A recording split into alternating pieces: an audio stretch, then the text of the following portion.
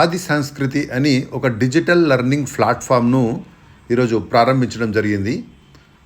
ఈ యొక్క digital learning ప్లాట్ఫామ్లో 3 కాంపోనెంట్స్ ఉన్నాయి ముఖ్యంగా. ఒకటి ఆది విశ్వవిద్యాలయ డిజిటల్ ట్రైబల్ ఆర్ట్ అకాడమీ.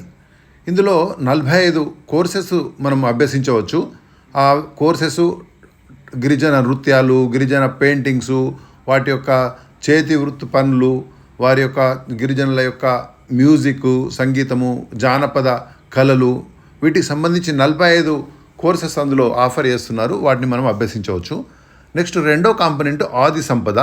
ఇందులో 5,000కు పైగా ఇంపార్టెంట్ డాక్యుమెంట్స్, అవి పెయింటింగ్ సంబంధించి, డ్యాన్స్కి సంబంధించి, క్లాతింగ్ సంబంధించి, టెక్స్టైల్ సంబంధించి, ఆర్ట్ ఫ్యాక్ట్ సంబంధించి, గిరిజనుల లైవ్లీవుడ్ జీవనోపాధికి సంబంధించిన డాక్యుమెంట్స్ అందులో ఉన్నాయి. వాటికి మనకు యాక్సెసిబిలిటీ ఉంటుంది.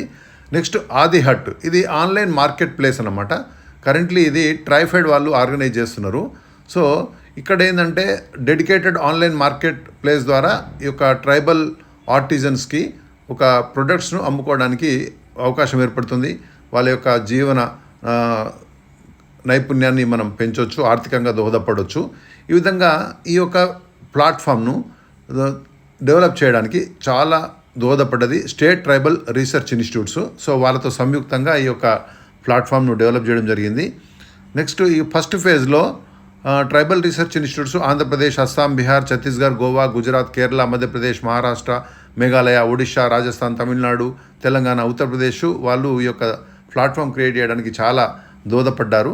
ఇది ఒక గొప్ప స్టెప్ అనుకోవాలి. రీసెంట్లీ ఆదివాణి అని ఒక యాప్ను కూడా లాంచ్ చేశారు. అంటే గిరిజన భాషలను హిందీ, ఇంగ్లీష్కి అండ్ హిందీ, ఇంగ్లీష్ నుంచి గిరిజన భాషలకు ట్రాన్స్లేట్ చేసే ఒక ఏఐ టూల్ని.